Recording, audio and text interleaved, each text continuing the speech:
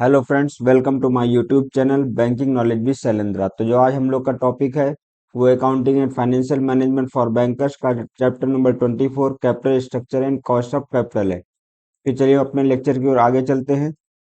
A business firm needs money to carry on its business. ठीक है, कोई भी बिजनेस फर्म है जिसको अगर अपना बिजनेस कैरी करना है तो उसके लिए क्या चाहिए? उसके लिए आपको मनी चाहिए। ठीक है, the money is required for creating fixed asset like factory, building, plant and machinery, office equipment, etc. ठीक है,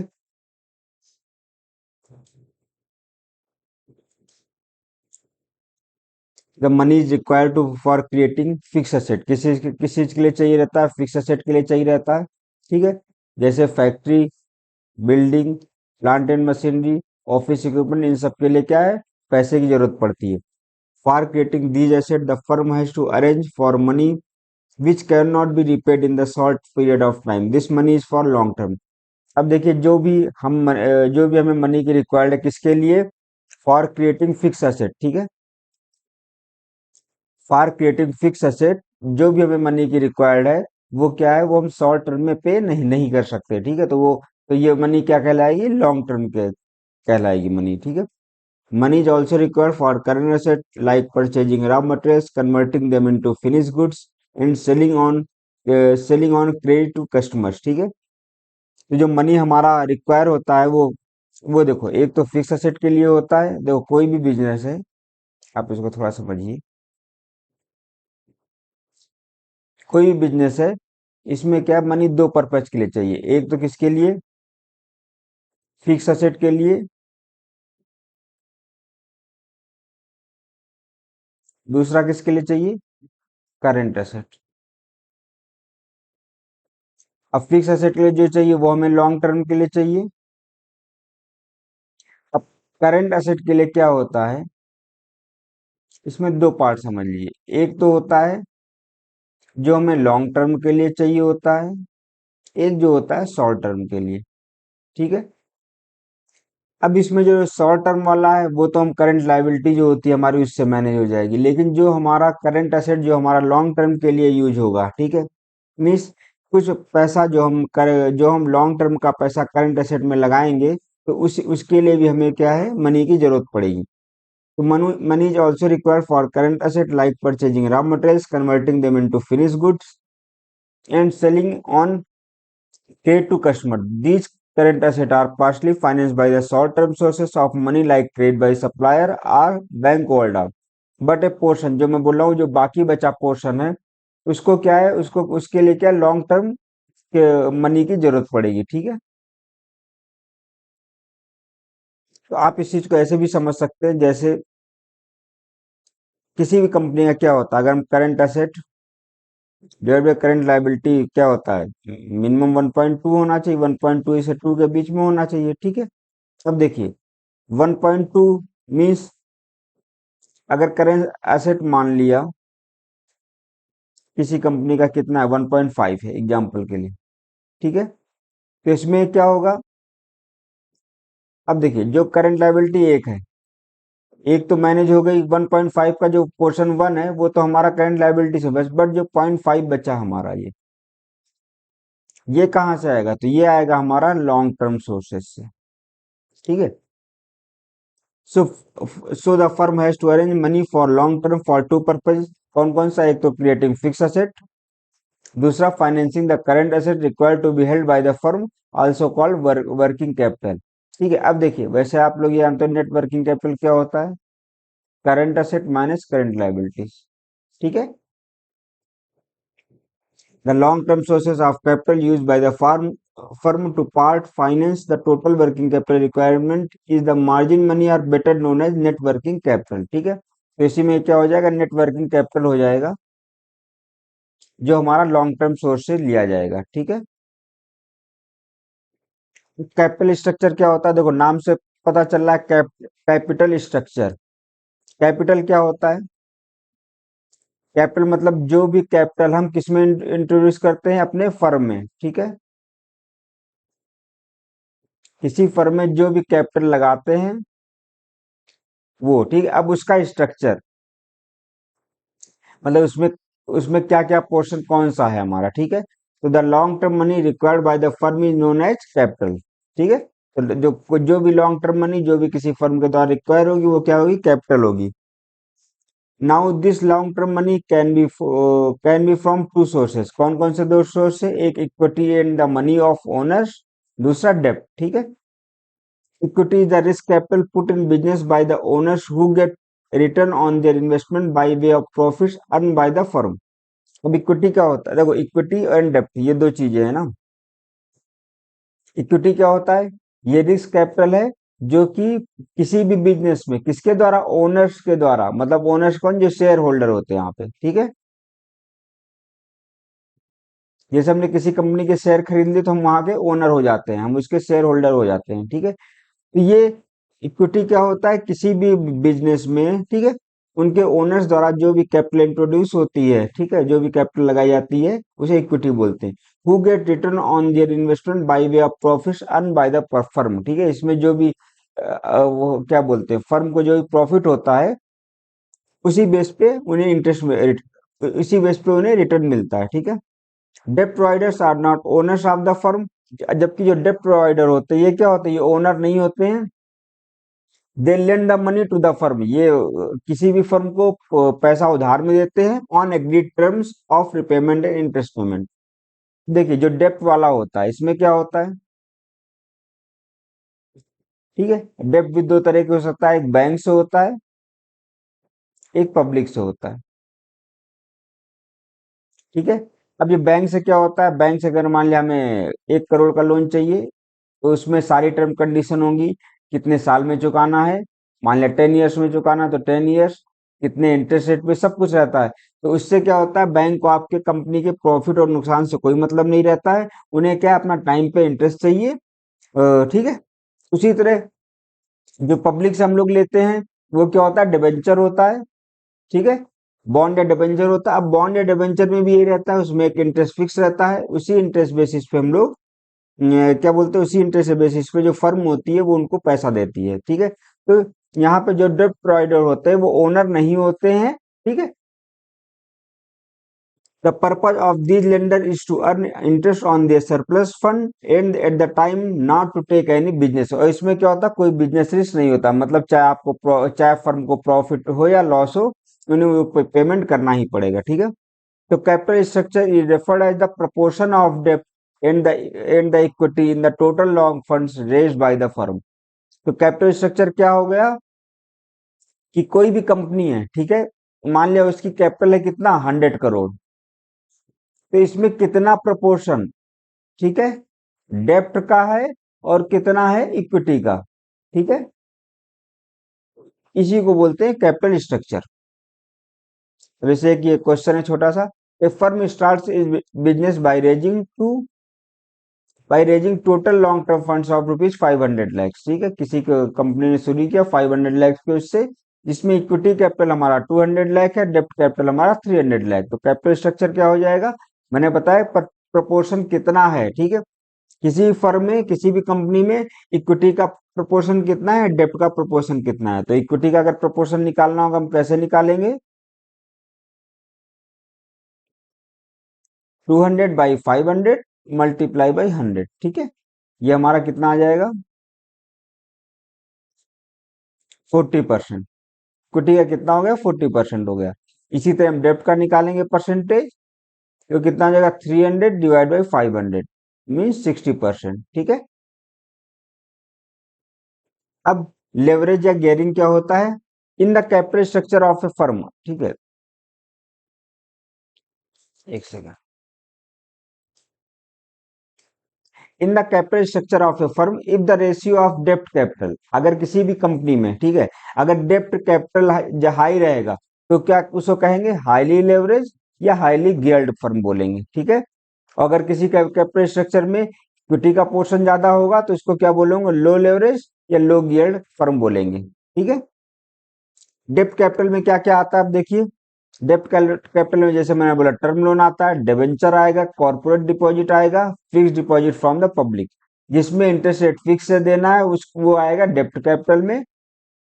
और जिसमें हमारा जो प्रॉफिट होगा उस पे बात की जाएगी, वो आएगा इक्विटी कैपिटल में। तो इक्विटी कैपिटल में क्या क्या होगा, एक पार्टनर्स कैपिटल हो जाएगा, equity and preference share use by issued by company हो जाएगा, और रिटेन या अनडिस्ट्रीब्यूटेड प्रॉफिट रहता है। ठीक है। अब factor influencing decision on capital structure of a firm. ठीक है, कौन कौन से हमारे फैक्टर डिपेंड करते हैं कैपिटल स्ट्रक्चर पे। तो सबसे पहले एक क्या है, norms prevailing in the financial system, degree of control, trading on equity, cost of difference, size of the firm and business plan. एक एक करके मैं इसको ब्रीफ बता देता हूँ, अगर किसी को ज्यादा डिटेल में पढ़ना तो बुक रेफर कर सकता है, क्योंकि इसका इसका बस आपको मीनिंग समझना जरूरी है। ठीक है, क्योंकि हम लोग ऑब्जेक्टिव एग्जाम देते हैं, वहां पर हमें बस ऑब्जेक्टिव क्वेश्चन आएंगे, तो हमें हर चीज का मतलब पता होना चाहिए। ठीक है। वैसे non prevailing in the financial system, ये क्या होता है, अब कोई भी कंट्री है, ठीक है, वहां पे जो उसका उसका बैंकिंग सिस्टम है या उसका जो फाइनेंशियल सिस्टम, वहां पे क्या चल रहा है, उसपे उसके कंडीशन क्या है, उसके नॉर्म्स क्या है, उस पे हमारा कैपिटल स्ट्रक्चर डिसाइड करेगा। जैसे मान लिया कोई कंपनी है, ठीक है, जो लोन दे रही है टर्म लोन, मान लिया किसी कंट्री की कोई कोई बैंक है, ठीक है, वो क्या टर्म लोन दे रही है, उसमें उसकी कंडीशन क्या है, उसकी कंडीशन है कि भाई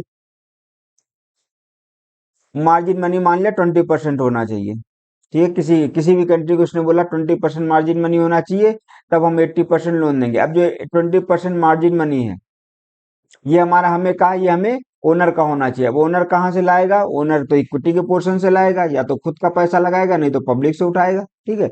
तो अब मान लिया कोई कंट्री है, वहां के उसमें मान लिया 30% और 30% का है, तब यहाँ पे क्या हो गया, इक्विटी 30% इसका हो गया, डेप्ट हमारा 70% है किसी लोन के लेने के लिए। ठीक है।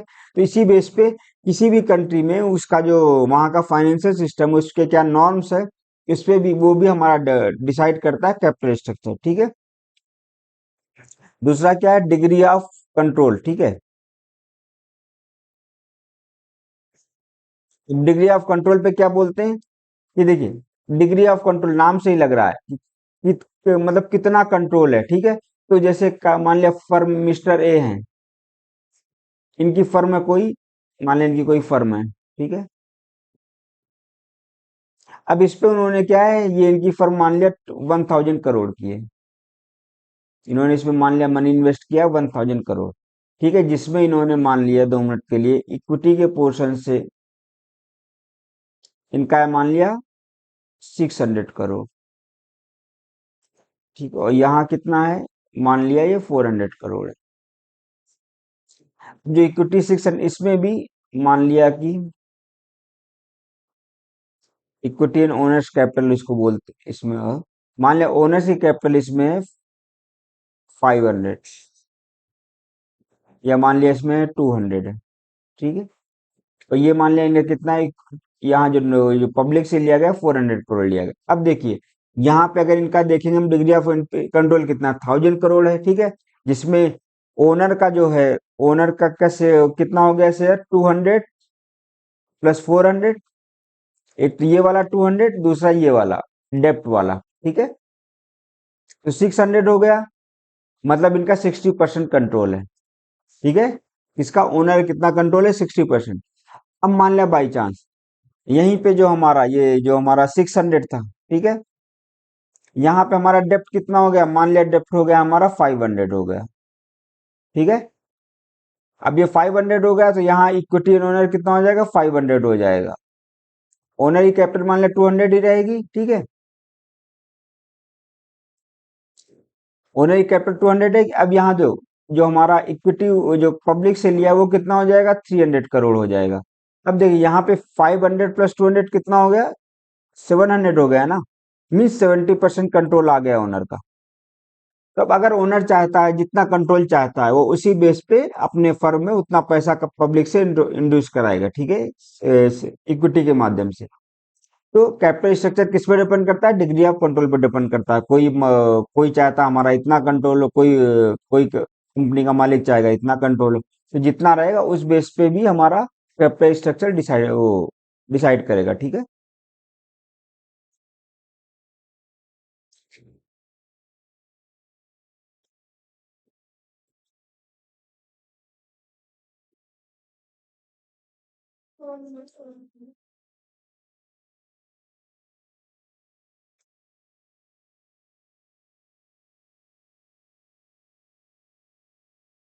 अब तीसरा क्या, ट्रेडिंग ऑन इक्विटी। अब इसका क्या मतलब हुआ, ट्रेडिंग ऑन इक्विटी, ठीक है। मान लिया कोई कंपनी है, मिस्टर ए की फर्म है, ये क्या इक्विटी में भी अपना पैसा इन्वेस्ट करती है। अब देखिए, इन्हें जो बाहर डेप्ट पड़ रहा है, जो कंपनी से, किसी कंपनी से, सॉरी, किसी बैंक से, या फिर मान लिया डेप्ट के माध्यम से जो भी पैसा उठा रहे हैं, उसकी कॉस्ट मान लिया है 15% मान लिया, ठीक है। लेकिन अब ये अगर मान लो यहाँ से 2 करोड़ उठाते हैं, 2 करोड़, अब अगर ये 2 करोड़ मान लिया इक्विटी में इन्वेस्ट करते हैं जाके, यहाँ इनका प्रॉफिट मान लिया हो रहा है 20% का। तो देखा जाए, इनका क्या बोलते हैं यहाँ पे, मिस्टर ए को अगर ये यहाँ से पैसा उठा के इक्विटी में इन्वेस्ट कर देंगे तो इनको 5% का प्रॉफिट हो गया। तो ये भी डिपेंड करता है कॉस्ट ऑफ डेप्ट कितनी है, ठीक है, उस बेस पे भी हमारा कैपिटल स्ट्रक्चर डिसाइड करेगा। अब यहाँ पे क्या है, फिर वो ज्यादा डेप्ट से उठाएंगे पैसा, उसको इक्विटी में खुद इन्वेस्ट कर देंगे, ठीक है। और पांचवा क्या है, size of the firm and its business plan, ठीक है। मान लिया किसी फर्म की साइज कितनी है, उस पर भी डिपेंड करेगा, या फिर बिजनेस प्लान कैसा है, मीन्स जैसे मान लो कोई कंपनी है, ठीक है, उसे लगता है मैं इस बिजनेस में, ठीक है, कोई आदमी को, कोई भी कंपनी हो रहा है, उसे उसे लग रहा है कि मैं ये बिजनेस मैंने खोला है, ये मैं ज्यादा नहीं 5-6 साल चलाऊंगा मान लिया, ठीक है। जब कम दिन चलाना होगा तो वो क्या करेगा, वो बैंक से लोन लेगा, ठीक ठीक है, या पब्लिक से लेगा, डेप्ट के माध्यम से। क्योंकि अगर इक्विटी के माध्यम से लेगा तो इक्विटी में क्या होता है, इक्विटी में उसको यूटिलाइज, मतलब जो शेयर मार्केट का पैसा रहता है उसको वो वाइंड अप करने में टाइम लगेगा, इसलिए क्या बोलते हैं, डेप्ट के माध्यम से पैसा ज्यादा उठाएगा, ठीक है। ये डिपेंड करता है कैपिटल स्ट्रक्चर किस, 5 फैक्टर पे डिपेंड करता है, कौन कौन से, none in the financial system, degree of control, trading on equity, cost of डेप्ट and size of the firm and its business plan, ठीक है। अब theories approaches on the capital structuring. There are many theories approaches which establish the relationship between financial leverage, but we will discuss here only 3. कौन कौन सी है, एक तो net income approach है, कौन कौन सी, एक नेट इनकम अप्रोच है, दूसरा क्या, नेट ऑपरेटिंग इनकम अप्रोच, तीसरा है ट्रेडिशनल पोजीशन, ठीक है। तो इसको एक एक करके हम डिस्कस करते हैं। नेट इनकम अप्रोच ये क्या है, ये जो नेट इनकम अप्रोच है, ये जो है किसके द्वारा बनाई गई, डेविड डुरांट के द्वारा। This approaches assume that the cost of debt and the cost of equity remain same irrespective of proportion of debt। इसको आप छोटे उसमें समझ लीजिए, क्या मतलब है, मान लिया कोई कंपनी है, मिस्टर ए की कोई फर्म है, ठीक है, यहाँ मान लिया डेप्ट है, और ये क्या है, यहाँ पे इक्विटी है। मान लिया अभी डेप्ट है यहाँ पे 60%, मान लिया एग्जाम्पल के लिए, ये है इक्विटी है 40%। तो अब जो कॉस्ट होगी, मतलब इस डेप्ट की जो कॉस्ट होगी, क्या कॉस्ट ऑफ डेप्ट होगी, मान लिया इसकी कॉस्ट ऑफ डेप्ट कितनी है, 10% है, इसकी कॉस्ट ऑफ इक्विटी मान लिया है 13%, ठीक है। तो जो नेट इनकम अप्रोच क्या बोलता है कि मान लिया ये प्रोपोर्शन, ठीक है, मान लिया कुछ दिन बाद जो हमारा डेप्ट का प्रोपोर्शन है, मान लिया वो 40% हो गया या 50% हो गया, तो सिंपल इक्विटी हमारा कितना हो जाएगा, 60% हो जाएगा। जब हमारा 60% हो जाएगा, ठीक है, तब जो हमारा कॉस्ट रहेगा, क्या रहेगा, हमारा ये कॉस्ट रहेगा, फिर भी हमारा 10% रहेगा, और ये हमारा कितना रहेगा, 13% रहेगा, ठीक है। तो नेट इनकम अप्रोच आप लोग समझ जाइए क्या है, कि this approach assume that cost of डेप्ट and cost of equity remain same irrespective of proportion of डेप्ट एंड इक्विटी। किसी भी फर्म में डेप्ट और इक्विटी का क्या प्रोपोर्शन है, वो कितना भी चेंज होगा, जो कॉस्ट हो इन्वॉल्व होगी वो हमारा सेम रहेगी। इसे क्या बोलते हैं, नेट इनकम अप्रोच बोलते हैं। एज द कॉस्ट ऑफ डेप्ट इज लोअर, चलिएगा, एज द कॉस्ट ऑफ डेप्ट is lower than the cost of equity, the overall cost of capital can be decrease through higher dept proportion, thus increasing the value of the firm, ठीक है। तो देखिए यहाँ पे जो भी कॉस्ट, देखो हमेशा कॉस्ट ऑफ डेप्ट क्या, हमेशा कम ही होगी, ठीक है, ये ध्यान रखिए। तो जो कॉस्ट ऑफ डेप्ट होगी, ठीक है, क्या बोले, एज द कॉस्ट ऑफ डेप्ट is lower than the cost of equity, अगर कॉस्ट ऑफ डेप्ट जो है कॉस्ट ऑफ इक्विटी से कम होगा तो हमारा क्या होगा, द ओवरऑल डब्ल्यू जो हमारा इंक्रीज करना होगा, ठीक है, वो कैसे इंक्रीज करेंगे, वही सिंपल है, अगर इसका कॉस्ट कम है, ठीक है, तो हम इसको ज्यादा इंट्रोड्यूस कर देंगे, डेप्ट ज्यादा ले लेंगे, कॉस्ट कम है, तो उस बेस पे हमारा क्या होगा, ये हमारा डब्ल्यू इंक्रीज हो जाएगा, ठीक है। अब डब्ल्यू होता है weighted average cost of capital, ठीक है, मतलब कि कोई भी जो कैपिटल इंट्रोड्यूस हो रही है उसका कॉस्ट, टोटल कॉस्ट क्या है, क्योंकि इसमें डेप्ट प्रोपोर्शन अलग रहेगा और ये इक्विटी अलग रहेगा, तो उन दोनों का कंबाइंड जो हमारा किसी कंपनी के लिए कितना कॉस्ट पड़ रहा है, जो हमारा कैपिटल है, उसी को बोलते हैं weighted average cost of capital, ठीक है। अभी एक क्वेश्चन है हमारा, एबीसी लिमिटेड है, जो इसका its capital structure comprising of 50% डेप्ट and 50% equity, the cost of debt is 10% and cost of equity is 16%. Calculate the weighted average cost of capital.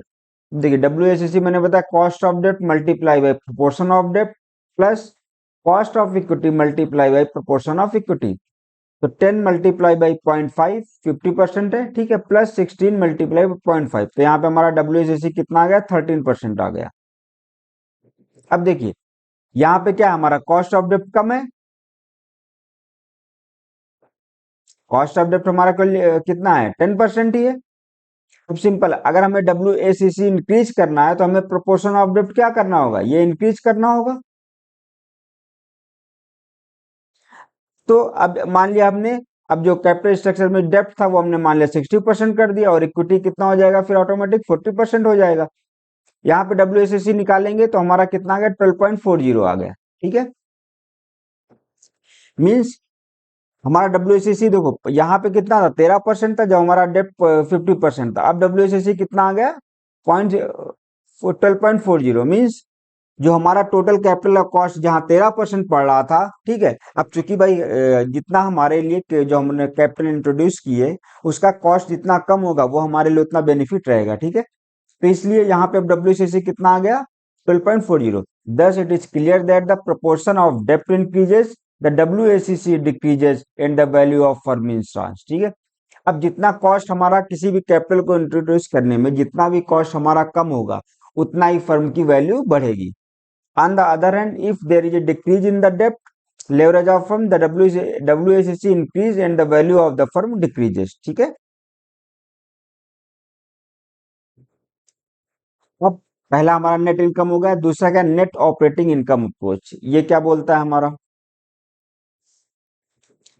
ये भी डेविड डोरेंट के द्वारा दिया गया था, ये भी अप्रोच, ठीक है। इसमें क्या बोला जाता है, this approach assume that the WACC are the value of firm remains unaffected by the change of debt proportion in the capital structure, means जो WACC रहेगा वो दोनों केस में सेम रहेगा, चाहे डेप्ट डेप्ट पोर्शन आपका मतलब डेप्ट या कैपिटल प्रोपोर्शन में, डेप्ट और इक्विटी प्रोपोर्शन में कोई भी चेंज हो जाए, WACC हमारा क्या रहेगा, रिमेन्स अनअफेक्टेड रहेगा इसके चेंज से, ठीक है। So according to this approach, the benefit that a firm derived by debt is negated by the simultaneous increase in the required rate of return by the equity shareholder, as the increased debt increases the risk perception of the firm, mainly bankruptcy risk. Means आप इसको ऐसे समझिए, एक next slide में देता हूं।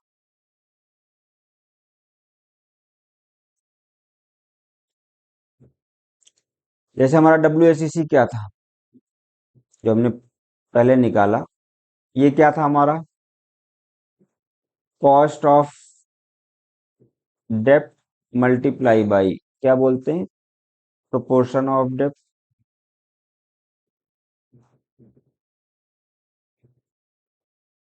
Plus cost of equity multiply by proportion of equity, ठीक है। अब देखिए पहला जो हमने अप्रोच पढ़ा उसमें क्या है कि कॉस्ट ऑफ डेप्ट और कॉस्ट ऑफ इक्विटी जो है हमेशा सेम रहेगा, उससे क्या होता था, हमारे WACC पे फर्क पड़ता था, ठीक है। अब यहाँ पे क्या बोल रहे हैं कि जो WACC है ये चेंज नहीं होगा, मान लिया किसी फर्म का ये 13% है, तो 13 रहेगा। अब क्या है, यहाँ पे चेंज क्या होगा, जब जब भी प्रोपोर्शन ऑफ डेप्ट चेंज होगा तो किस पे फर्क पड़ेगा, कॉस्ट ऑफ डेप्ट पे पड़ेगा। ठीक है, अब जैसे यहाँ मान लिया कॉस्ट ऑफ डेप्ट है 10%। ठीक है, कब, जब हमारा 50% डेप्ट था। ठीक है, प्लस जब हमारा कॉस्ट ऑफ इक्विटी कितना 16%, जब हमारा प्रोपोर्शन ऑफ डेप्ट 50% था। ठीक है, अब हमारा देखिए, अगर ये हमारा कितना है 50% है, अगर हमारा कितने पे आएगा 40 पे आएगा, और ये हमारा कितना आएगा, ये हमारा 60 हो जाएगा। अब देखो ये पोर्शन तो सेम है ना, तो हमारा फर्क किस पे पड़ेगा, इस पे पड़ेगा, कॉस्ट ऑफ डेप्ट और कॉस्ट ऑफ प्रोपोर्शन पे पड़ेगा। ठीक है, तो according to this approach the market value is dependent on the operating income and the business risk of the firm, both these factor are not impacted by the financial leverage. ठीक है, financial leverage does not impact the operating income of the firm, therefore change in proportion of debt and equity does not make any change in the value of the firm। ठीक है, ये से question है, ABC limited has the capital structure comprising of 50% डेप्ट and 50% equity, the cost of डेप्ट is 10% and the WCACC is 13%। According the NOI approach calculate the cost of equity, हमें क्या करना है, कॉस्ट ऑफ इक्विटी कैलकुलेट करना है। जैसे अब देखिए यहाँ पे क्या है, 13% है WACC, 13 इक्वल टू क्या हो जाएगा, कॉस्ट ऑफ डेप्ट कितना है 10% है, 10 मल्टीप्लाई बाय 0.5 प्लस, मान लिया कॉस्ट ऑफ इक्विटी एक्स है। ठीक है, x multiply by proportion of equity कितना हो जाएगा 0.5। यहाँ से अगर हम निकालेंगे 13 इक्वल टू 5 प्लस 0.5x। ठीक है, यहाँ से निकालेंगे तो ये 13 माइनस 5 हो जाएगा, कितना हो जाएगा 8, 8 इक्वल टू 0.5x, तो x इक्वल टू कितना हो जाएगा 16%। तो इसके लिए कॉस्ट ऑफ इक्विटी हमारा कितना हो गया, ठीक है 16% हो गया। अब क्या बोल रहे हैं, अगर कैपिटल स्ट्रक्चर में डेप्ट जो है 60% हो जाए, इक्विटी 40% है, तो कैलकुलेट कॉस्ट ऑफ इक्विटी। फिर कॉस्ट ऑफ इक्विटी क्या होगा,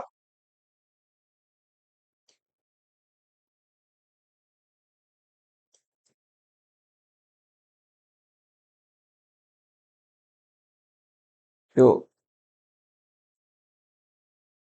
फिर से निकाल लें आप, 60% पे क्या होगा। अब देखो WACC 13% ही रहेगा, 13 इक्वल टू क्या हो जाएगा, कितना है 60%। ठीक है, मल्टीप्लाई बाई 0.10 प्लस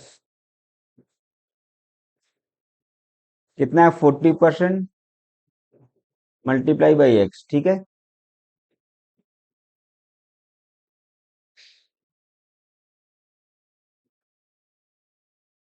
तो कितना 60 हो जाएगा, सॉरी ये हो जाएगा कितना 13 इक्वल टू, ये 0.6 करो ना इसको, एक सेकंड रुकिए, वैसे ऐसे भी कर सकते हैं, 6 ही लिख दो, 6 के 6 हो जाएगा, 6 प्लस 40x हो जाएगा। ठीक है, यहाँ से 13 में से 6 गया कितना 7 हो जाएगा। अरे यार रुकिए एक second, sorry sorry sorry,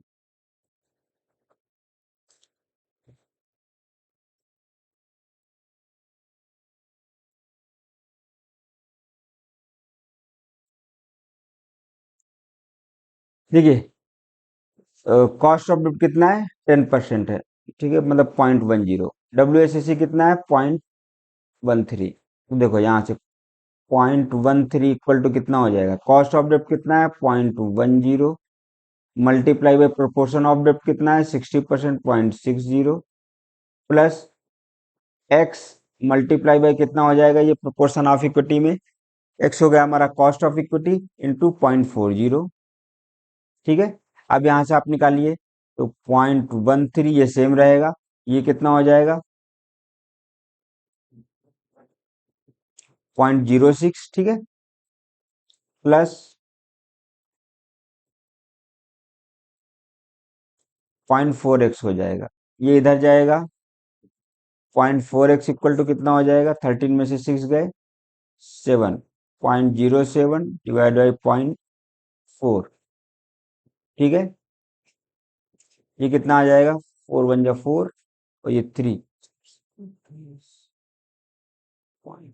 process 17.25 something ऐसे परसेंटेज आ जाएगा। ठीक है, तो हमारा एक्स कितना हो जाएगा, हमारा 17.25%। मीन्स अब देखिए जब कॉस्ट ऑफ डेप्ट हमारा इंक्रीज करेंगे, ठीक है, तो यहाँ पे क्या होगा, हमारा जो हमारा प्रोपोर्शन ऑफ इक्विटी था, ठीक है, तो हमें क्या है, क्योंकि हमारा कॉस्ट ऑफ डेप्ट कम है, ठीक है, डेप्ट की वैल्यू, डेप्ट पे जो हम डेप्ट ले रहे हैं, ठीक है, उस पे क्या है, कॉस्ट हमारी कम आ रही है। तो सिंपल है, जब हम इस प्रोपोर्शन को बढ़ाएंगे तो जो हमारा प्रॉफिट होगा क्या होगा, वो जो इक्विटी पोर्शन पे होगा ज्यादा हो जाएगा। ठीक है, तो ये हो गया इसमें। तो देखिए दो अप्रोच हमने पढ़ी, नेट इनकम और net operating income. Net income में क्या था कि कॉस्ट ऑफ डेप्ट इक्वल टू क्या था, कॉस्ट ऑफ इक्विटी था, और यहाँ पे क्या है, WACC दोनों केस में सेम रहेगा। ठीक है, तीसरा की पॉइंट, मतलब ये की point in net operating income approach, जिसमें क्या क्या है, एक तो the value of the firm depend on the operating income, operating profit. ठीक है, किस पे डिपेंड करता है, ऑपरेटिंग प्रॉफिट पे। EBIT क्या होता है, earning, earning before income and tax. ठीक है, the operating profit if it does not depend on the total interest cost include on the डेप्ट बाय द फर्म। ठीक है, अब the cost of debt rate of interest remains constant, but the total interest cost on debt increases as the proportion of debt increases and the proportion of equity decreases, assuming that total capital debt plus equity remains constant। ठीक है, इसमें क्या क्या है, देखो हमने जब डेप्ट बढ़ाया था, डेप्ट का परसेंट, ठीक, तो हमने क्या किया, इक्विटी का परसेंटेज कम कर दिया। मीन्स हमने क्या इमेजिन किया कि जो हमारा टोटल जो हमारा कैपिटल है वो हमारा क्या है, वो सेम है। ठीक है, तो हमने एज्यूम किया था, जो अभी हमने पीछे बनाया, पीछे जो हमने सॉल्व किया है नेट ऑपरेटिंग इनकम अप्रोच में, तो इसमें हमने क्या देखा, the cost of dept rate of interest remains constant. ठीक है, but the total interest cost on the dept increases as the proportion of dept increases and proportion of equity decreases, assuming that the total capital हमारा क्या है, remains constant रहेगा। As the proportion of debt increases and the proportion of equity decreases, the cost of equity increases। ठीक है, this is because the cost of debt is lower than the cost of equity। Simple है, जब cost of debt हमारा क्या होगा, lower होगा, ठीक है, क्या बोले, एज द प्रोपोर्शन ऑफ डेप्ट इंक्रीजेस, वो एक आप फॉर्मूला लिख लीजिए, WACC इक्वल टू क्या था हमारा, कॉस्ट ऑफ डेप्ट मल्टीप्लाई बाय प्रोपोर्शन ऑफ डेप्ट plus cost of equity multiply by हमारा प्रोपोर्शन ऑफ इक्विटी। यही तो था, क्या बोला, as the proportion of dept increase, जैसे जैसे क्या है, ये डेप्ट का प्रोपोर्शन इंक्रीज हुआ, ठीक है, the cost of equity also increases. अब देखिए ये डेप्ट मतलब डेप्ट का प्रोपोर्शन इंक्रीज होने पे कॉस्ट ऑफ इक्विटी कैसे इंक्रीज हुई, क्योंकि हमारा कॉस्ट ऑफ डेप्ट हमारा क्या कम था। ठीक है, कॉस्ट ऑफ डेप्ट हमारा कितना था, 10% था। तब सोचिए अगर हमारे पास मतलब मान लिया अगर 10 करोड़ की कोई फर्म है, ठीक है, जिसमें मान लिया हमारा कितना भी शुरुआत के लिए 4 करोड़ डेप्ट हो गया और हमारा 6 करोड़ इक्विटी हो गया। अब 4 करोड़ पे हमारा कॉस्ट कितना आ रहा है, ठीक है, जो भी कॉस्ट आएगा 10% बेसिस पे आएगा। अब सिंपल है, और यहाँ पे इक्विटी पे कितना था, 16% मान लिया था। अब यहाँ पे अगर हम क्या करेंगे, 4 करोड़ को इंक्रीज करके 5 करोड़ कर देंगे, ठीक है, तो हमारा इक्विटी पोर्शन कम हो जाएगा, इक्विटी हमारा 5 करोड़ हो जाएगा। अब यहाँ पे जो हम 16% दे रहे थे, अब यहाँ पे उस 1 करोड़ पे हम कितना देंगे, 10% ही देंगे। तो जो हमारा 6% का 1 करोड़ पे प्रॉफिट होगा कहाँ चला जाएगा, कॉस्ट ऑफ इक्विटी में चला जाएगा। ठीक है, वही यहाँ पे बोल रहे हैं। तो द फॉर्मूला क्या है, कॉस्ट ऑफ इक्विटी, वही जो हम लोग अभी तक यूज कर रहे हैं उसी फॉर्मूले को, कॉस्ट ऑफ इक्विटी इक्वल कैसे लिख दिया, WACC minus cost of debt multiply proportion of debt divided proportion of equity. अब इसमें WACC एंड कॉस्ट ऑफ डेप्ट और कांस्टेंट है, तो वेरिएबल हमारा क्या हुआ, प्रोपोर्शन ऑफ डेप्ट एंड प्रोपोर्शन ऑफ इक्विटी। तो ये फॉर्मूला हमारा आ गया, क्या आ गया, proportion of equity equal to 1 minus proportion of डेप्ट डिवाइड बाय टोटल कैपिटल। आप चाहो तो फॉर्मूला याद करने की जरूरत नहीं, आप वही बेसिक फार्मूला जो है उसी को आप यूज करके आगे बढ़ सकते हैं। ठीक है, अब दो हमने पढ़ लिया अप्रोच। तीसरा अप्रोच हमारा क्या है, ट्रेडिशनल पोजीशन। ठीक है, इसमें क्या है, the traditional position takes into account different but more realistic approach, ठीक है, ये ज्यादा रियलिस्टिक अप्रोच है, क्योंकि जो हमने बाकी दो अप्रोच पढ़ी उसमें हमने एक फॉलो किया टर्म चीज, ठीक है, कि क्या बोलते हैं, एक में हमने कहा कि कॉस्ट ऑफ डेप्ट and cost of capital, cost of equity and cost of capital same होंगे, ओ सॉरी, कॉस्ट ऑफ डेप्ट and cost of equity same होंगे। दूसरे में हमने बोल दिया कि कॉस्ट ऑफ कैपिटल सेम रहेगा तो हर कंडीशन में, लेकिन ऐसा एक्चुअल में नहीं होता है, ठीक है। तो उसके लिए हमारा क्या ट्रेडिशनल पोजीशन है, इसमें क्या होता है, the traditional position takes into account a different but more realistic approach toward cost of डेप्ट capital and cost of equity capital. जैसे according to this approach, when the proportion of debt capital increases in the capital structure of a firm, the cost of debt will start increasing beyond a point. This is because the creditors will worry of higher risk due to enhanced leverage of the firm. या क्या बोल रहे, when the proportion of debt capital, भाई simple है, अगर किसी company पे loan ज्यादा होगा, ठीक है, तो हाईली गियर्ड कंपनी होगी पहली चीज तो, और अगर लोन ज्यादा है तो उसका क्या, बैंक का रिस्क भी ज्यादा होगा।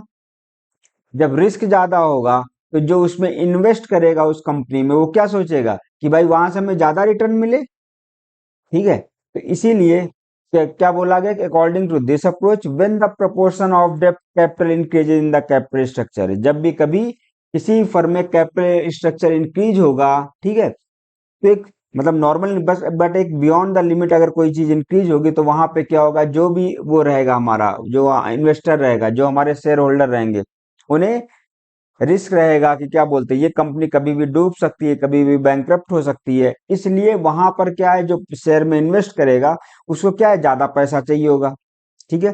This theory also assume that the cost of equity capital also increases with increasing leverage, ठीक है।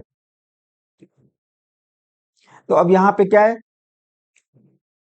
कि देखो, जो वहां पे हमने हमने पहला जो हमारा नेट इनकम अप्रोच था उसमें क्या था, उसमें ये बोले कि भाई कॉस्ट ऑफ डेप्ट और कॉस्ट ऑफ इक्विटी क्या हमारा सेम रहेगा। लेकिन यहाँ पे देखो एक्चुअल चीज क्या है कि अगर मान लिया किसी भी कंपनी का डेप्ट इंक्रीज होगा, तो सिंपल है, वहां के जो शेयर होल्डर रहेंगे उनको क्या है, उनको चिंता सताएगी कहीं हमारा पैसा डूब ना जाए।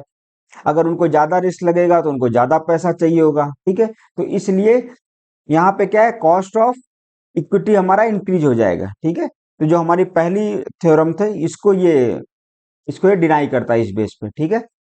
तो ट्रेडिशनल पोजीशन के अकॉर्डिंग क्या हो गया कि ये होता है कि अगर मान लिया कॉस्ट ऑफ डेब्ट बढ़ेगा तो सिंपल है, कॉस्ट ऑफ हमारा ये कॉस्ट ऑफ इक्विटी भी हमें बढ़ाना पड़ेगा, ठीक है। अब it remains constant up to a certain level of leverage, gradually increases thereafter beyond a point so sharp increases, ठीक है। जैसे मैं बता रहा हूँ, आप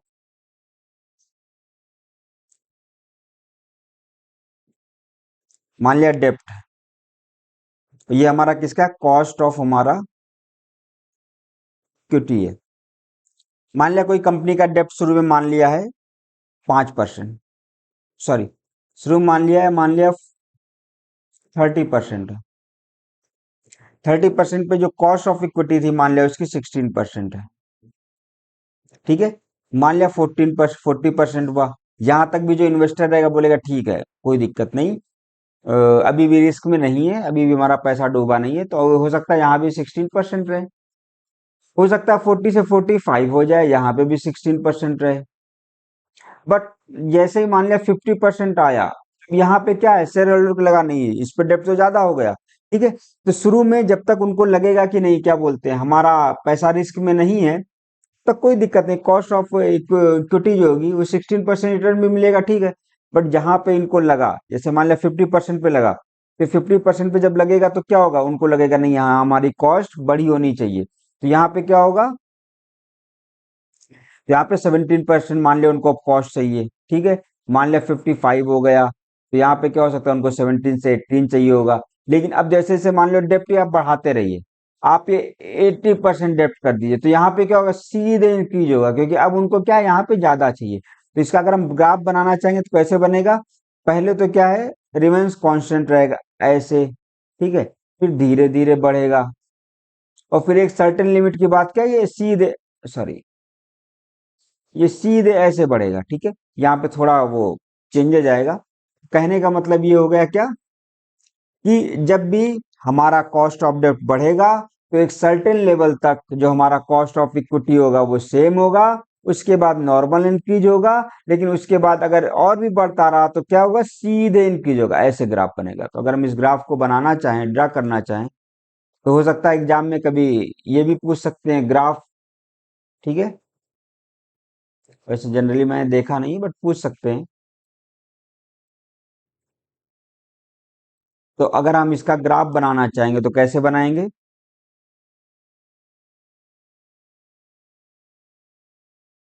ये कॉस्ट ऑफ हमारा, सॉरी, ये प्रोपोर्शन ऑफ हमारा डेप्ट हो गया, ये हमारा कॉस्ट ऑफ,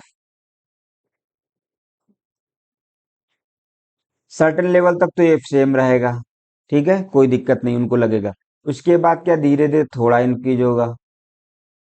अब बियॉन्ड द पॉइंट मान लिया जाएगा तो ये शार्प, ये ऐसे करो, इसको सीधी लाइन यहाँ पे, ये हमारा शार्प इंक्रीज हो जाएगा, ठीक है। या फिर ऐसे थोड़ा, ये ठीक है, मतलब ऐसे, फिर ऐसे, ये मान लो, ठीक है। तो इस तरह का हमारा ग्राफ होगा, ठीक है। तो ये ग्राफ पूछ सकते हैं, ग्राफ क्या शो करता है? इसमें मान लिया ये प्रोपोर्शन ऑफ डेप्थ है, तो बोल देंगे ये क्या है, आप बताइए, तो क्या हो जाएगा, हमारा कॉस्ट ऑफ इक्विटी हो जाएगा।